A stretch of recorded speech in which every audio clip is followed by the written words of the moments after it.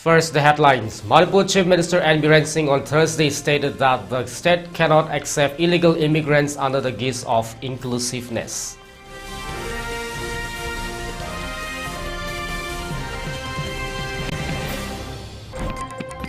Manipur police conducted raids in connections with the abduction and assault case of 23-year-old railway driver Joshua Kamai from Kambiron, that is Gaikulung village, None.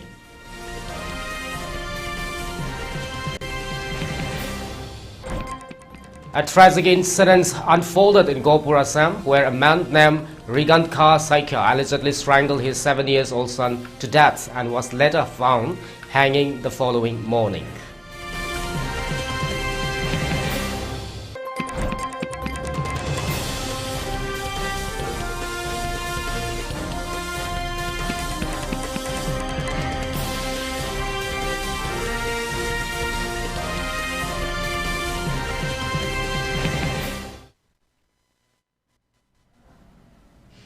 Hello, good afternoon. You're watching ELITETV English News at 12:30. Now the news in detail.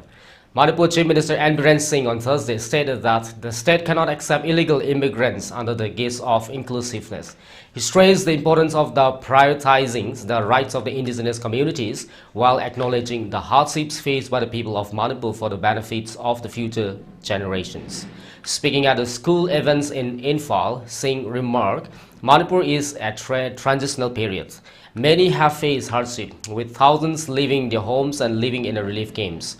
Valuable lives have been lost. To protect the future generation, a firm stance and commitment is needed from the politicians. In order that all the 34 governments recognized tribes in the state, including Thadao, Mar, Gangte, Tangku, Mao, and Maram, have been granted indigenous status. Since emphasized that while inclusiveness is important, the state cannot accommodate outsiders or illegal immigrants, as it lacks the capacity to do so without endangering the indigenous community. Singh also underscores the significance of the Prime Minister Narendra Modi's nation-first approach, urging everyone to adapt it. He highlighted the role of the education as the backbone of the society and announced the formation of a syllabus committee to introduce a curriculum that would educate students about the state's history and its diverse tribe. Additionally, Singh mentions the upcoming publication of a Know Your Manipur General Knowledge book by the State Council of Educational Research and Training and SCERT. On the progress in the education sector, he observed, today we have seen intense and healthy competitions between the governments and the private school, and the results are beneficial for all of us.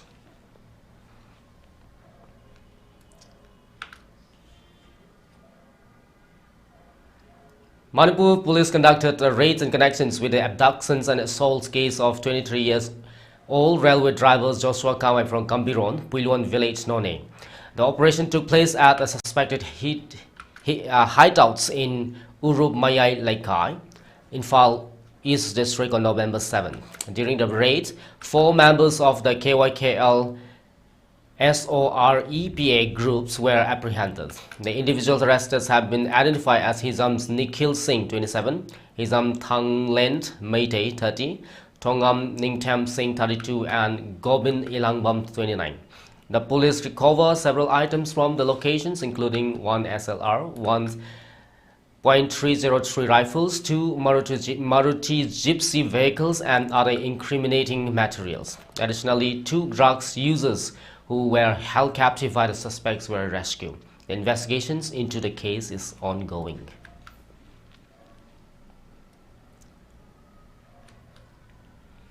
The Meghalaya Football Association MFA suspended 2 footballers, Flavius Lalrua Kima and C. Vanlal Riata from Mizoram, who are currently playing for the city-based Nongkyu Irets FC in the ongoing Ceylon Premier League. The decision came due to their alleged involvement in the match-fixing activities in their home states, according to the officials. Lalrua Kima and the Valal Riata were amongst 25 players currently facing ban from the Mizoram Football Association for their illegal activities in the sport, as per officials. In a statement, the MFA said Meghalaya Football Association has today decided that it would stand by its sisters association and debar the same player from the football in Meghalaya. We are mindful of how harmful match fixing is to the sport. We have decided to respect the Mizoram FA decisions and ensure that none of the man-sanctioned players can play in any league of a district association affiliated to the Meghalaya Football Association, it added. The Mizoram FA had banned 25 players, 3 officials and 3 clubs from the football-related activities for varying periods ranging from 1 year to life for the illegal activities in the sports. The decision was made after investigations by the law enforcement agencies in the states discovered cases of corruption in the forms of match manipulations affecting the reputation of the football. 7 of the 25 players played in the Meghalaya League last season, the officials said. Meghalaya Football Association said it wanted to send a strong message to the players not to indulge in such illegal activities.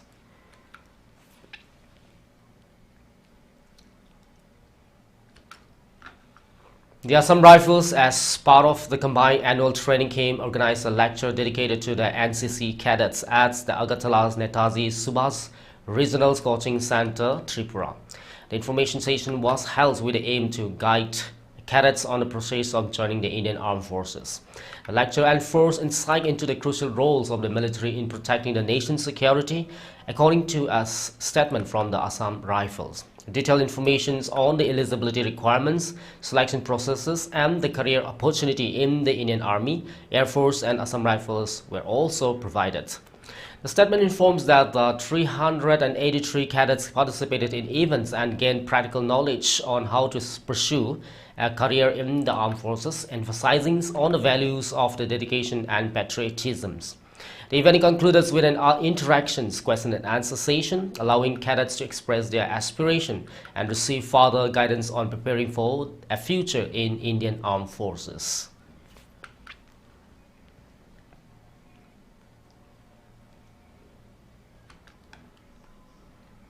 Tripura Chief Minister Manik Saha has reaffirmed the state government's commitment to preserving the rich culture and traditions of its indigenous communities, stressing the need to promote and showcase them at the national level.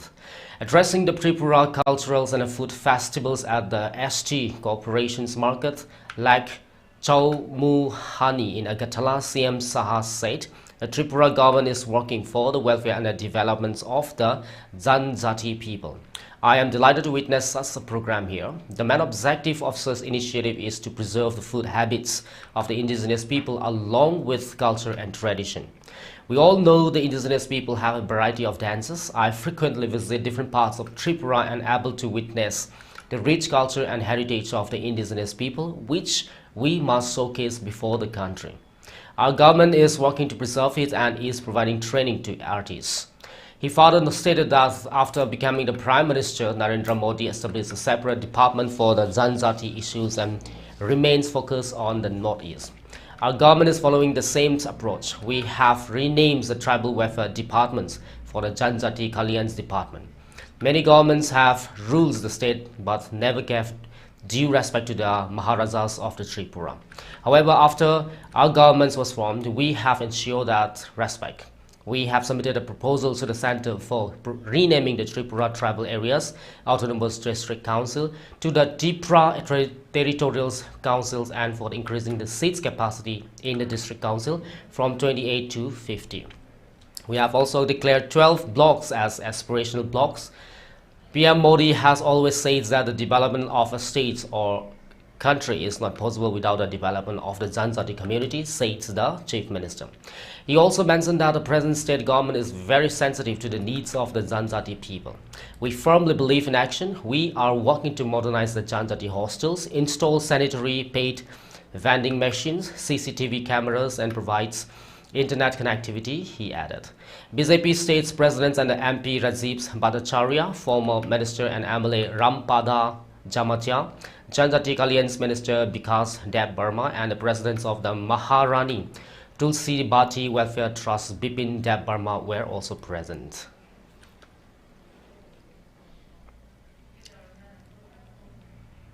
Following a public rally aimed at addressing drug trafficking issues in Meghalaya, the Hinian Traps Youth Council has given the state government a 1 month ultimatum to establish an anti-narcotic task force police unit.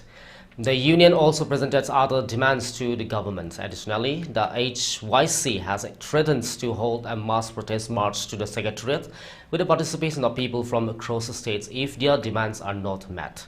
Speaking to the reporters, HYC President Raj Roy Cooper Sinrem expressed concerns over the state's delay in taking action despite previous assurances. Sinrem further mentions that the Meghalaya Cabinet Minister Paul Lindo has informed that a state-level meeting will be held in the coming week to assess the situation and implement the necessary measures. Other demands include advanced and sufficient treatments and rehabilitation facilities center, free detoxifications facility, OST and daycare centers, investigations and prosecution of cases under NDPS Act, prevention of illicit trafficking, PITNDPS Act 1988, strategy to reduce drug supply, Office of Narcotic Control, both in Shillong.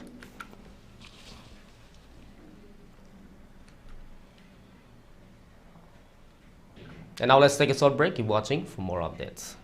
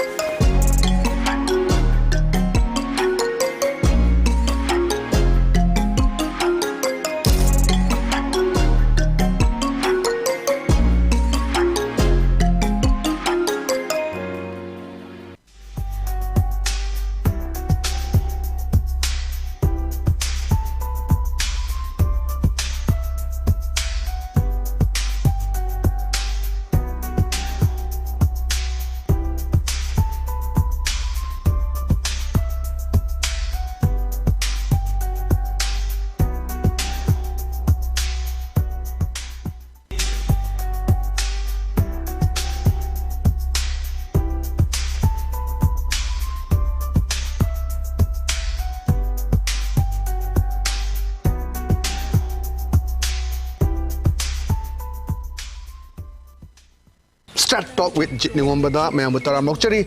Angang singse panik setting amde mara yam saying the higher the Matam so panic sepa Haiti ka have samna style gi type the Janavado Adugido no music to guy na Kanze even I allowing the long wagi say long wagi say to won't me artist Kodimaksu audience Kodimaksu Queen Manipur Sam the PE Nushitana Lemina say me amana Power Pami Amana Kitang Mayon Chung of Horrible Matamda. Had it no shira get the Mimang Lang doing or Havana.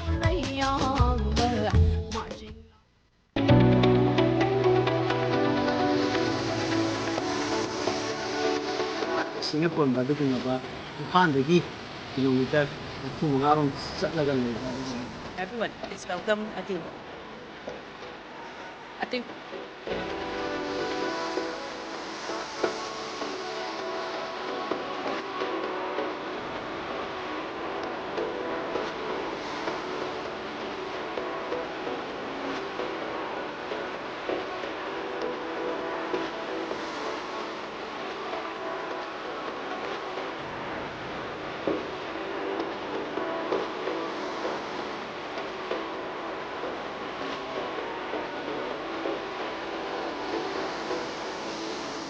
Diabetes ko loina de hingliba sing thama gi manungda control to bangamle urea creatinine wangbasu thama gi manungda hanthaba ngamle khong ham banungai te basu numit manga ni gi manungda fahan bangamle pile saibadi nungsang na basu chama da chama fahan bangamle cholesterol wangba numit kunida normal oi bangamle BP wangbasu thama gi manungda normal oi bangamle fatty liver oi basu thama gi manungda fagat han bangamle pumnamak natural oi ba hidak makhalna Jabani, Hakjang the Sokadaba side effect, Amatalaite, Makata and Hidak Chabagi Mato Sutaroi, Hena Kupa Parogidamag, Nasimak Langson Birau, Diabetes Hospital, Soibam Laikai, Ayangpali Road, opposite Karkinos Jennings Hospital, Porompat, Imphal East, near Punjab National Bank.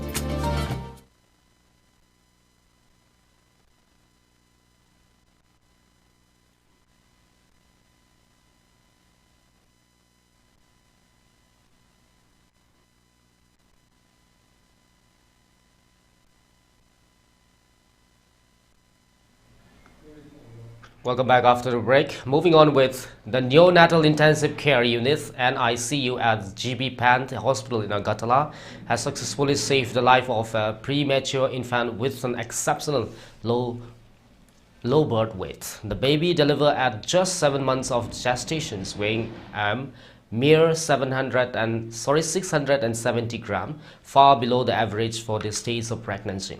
Despite the overwhelming odds, the dedication medical team sprang into action, providing the necessary intervention to give the infants a fighting chance. The baby was delivered at the Kulai District Hospital in Ambassa of the Dalai District. Given the critical conditions of the newborns, the baby was immediately referred to GB Pan Hospital, explained Dr. Bibhash Das, the NICU in charge. Upon arriving, the baby was promptly admitted to the NICU and placed under close medical supervision. The team administers essential care, including providing initial feeding through an OZ tubes using express breast milk. As the baby's conditions improved, the feeding volumes was gradually increased and the infant began to gain weight.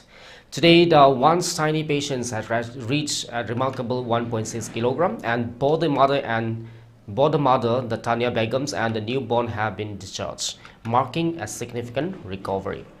Dr. Sanjeev Zebarma, a senior pediatrician at the hospital, shared the inspiring story with the media, highlighting the incredible efforts of the medical team.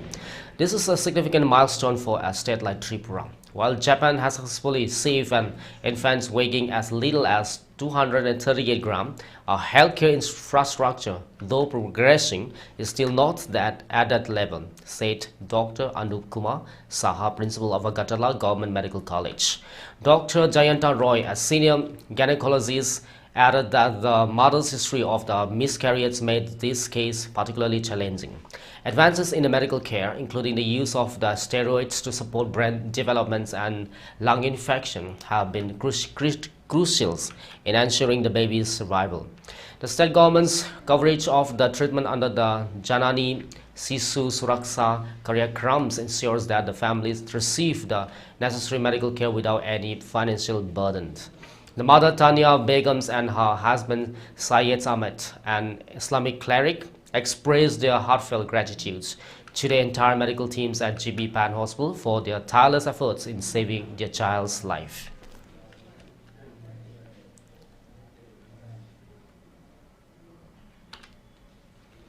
The 2024 Inspector General's Conference of the Assam Rifles was held in Shillong, Meghalaya, where key discussions focused on formulating a roadmap for acquiring new generation weapon systems and military equipment for the force.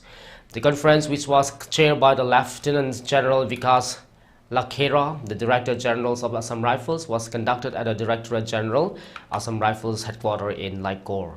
Formations, commanders, battalion commanders, and the staff officers of the Assam Rifles attended the conference.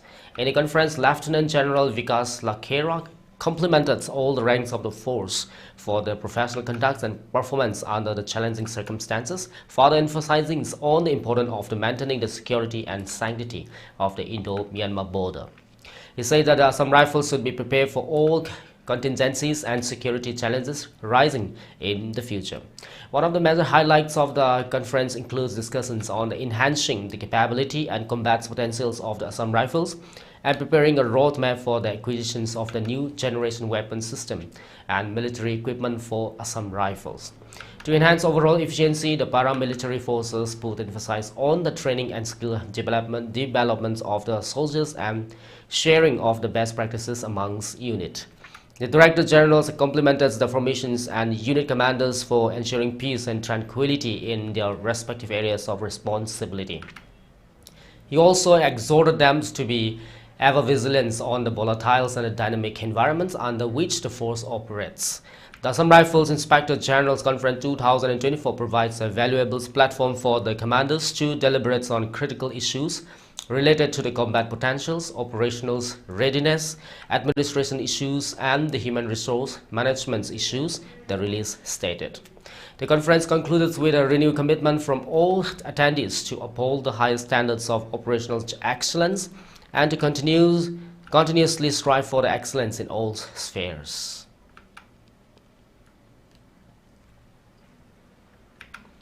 The government of Sikkim has announced that the applications for the Chief Minister Educational Assistance Schemes are now open, with the submission deadline set for November 16, 2024. The scheme aims to provide a financial assistance to eligible students for the 2024-25 academic session, helping them pursue higher education without financial barriers. To apply, students must submit their completed application forms along with the necessary documents to the Office of the Public Relations Officials at the Chief Minister's Office, Das Siling Secretariat, Gangtok.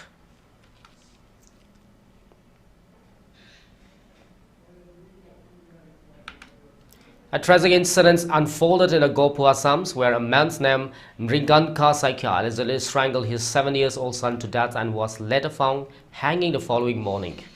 The incident occurs on Thursday evening in Solangi Guri village, Gohpur subdivisions around 7 p.m. Saikya reportedly smoothed his sons with a blanket while the child was asleep, exploiting the absence of his wife from the home. After committing the crime, Saikya fled on a scooter, prompting an immediate police search. On Friday morning, his body was discovered hanging from the roof of a house belonging to the Nanda Viswas in the nearby village of the Barigon. Police suspect suicides, though the exact motive behind the murder remains unknown. This tragic event was left the local community shocked as police continue their investigation.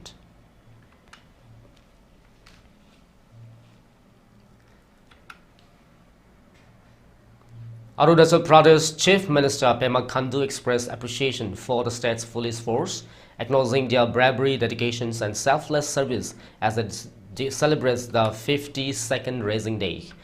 Taking to the microblogging site X, CM Khandu lauded the commitment of Arunachal police personnel in ensuring peace and justice. He stated warm wishes to the Arunachal police on the 52nd Raising Day.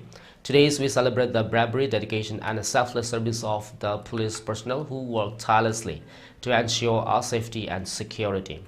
Their unwavering commitment to the maintaining peace and upholding justice is truly inspiring. Furthermore, the Arunachal Chief Minister also upheld the motto of the police department, Satya Seva Suraksha, lauding the police of a transparent, responsive, and a people-friendly approach.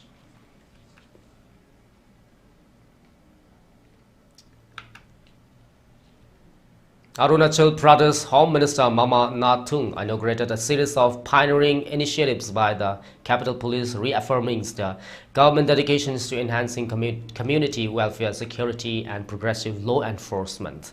The project reflects the steadfast efforts of the Arunachal Pradesh Police, led by DGP Anand Mohan and Itanagar Superintendent of Police SP Itanagar Rohit Rajbir Singh, whose innovative approach has advanced the mission of the victim supports and community policing across Itanagar.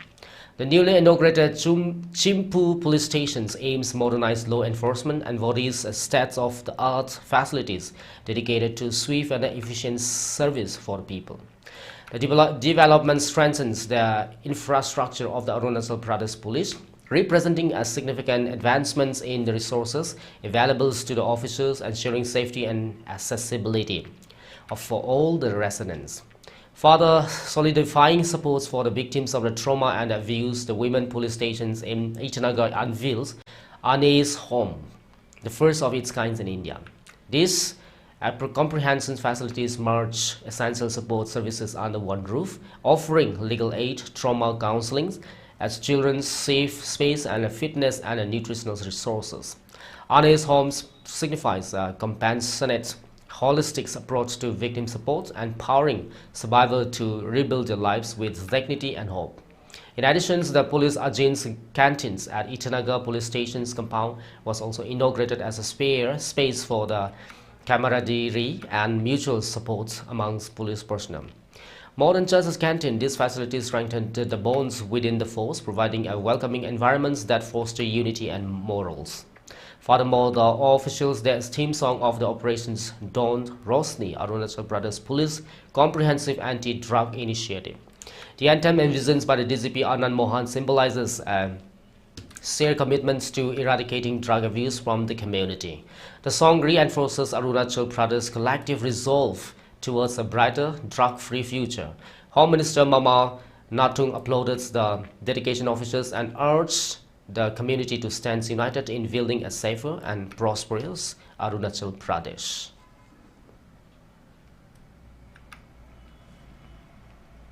Deputy Chief Minister of the Nagalands, Y. Patans, attended the inaugurations of the Tongti village in the Yanamhon areas, Bandari constituencies, Waka on November 7th.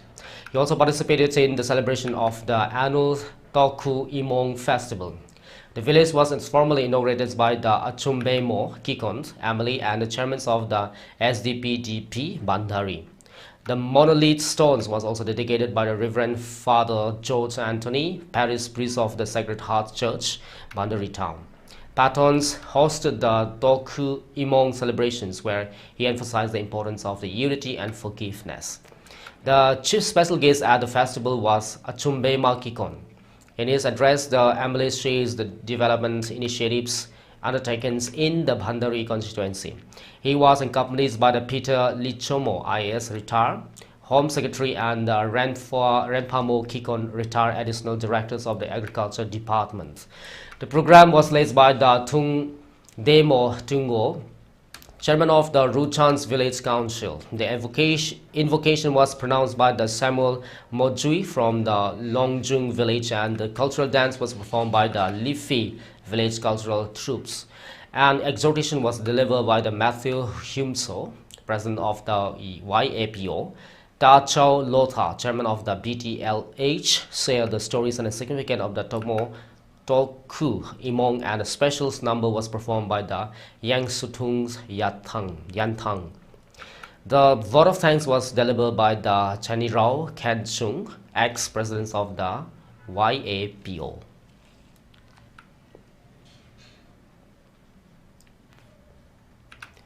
For ELITETV News Channel, contact to the email address info@elitetv.in or 9402890982, and subscribe to ELITETV YouTube channel or follow on Facebook page or Instagrams for more information about the channel.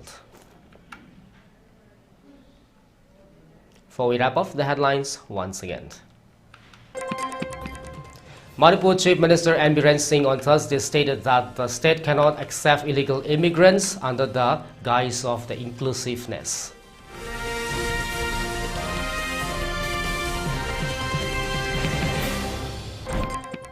Manipur police conducted raids in connections with the abduction and assault case of 23-year-old railway driver Joshua Gamai from Kambiron, that is Puilon village, None.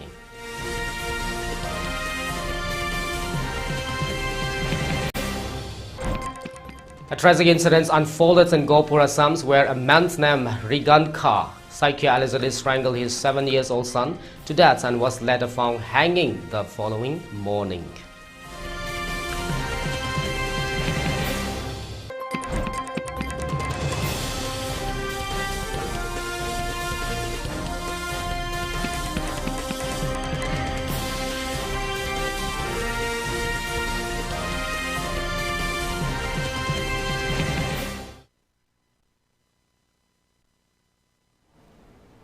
That's all we have for now. More updates coming up at 3 again. Till then, take care and have a great time ahead.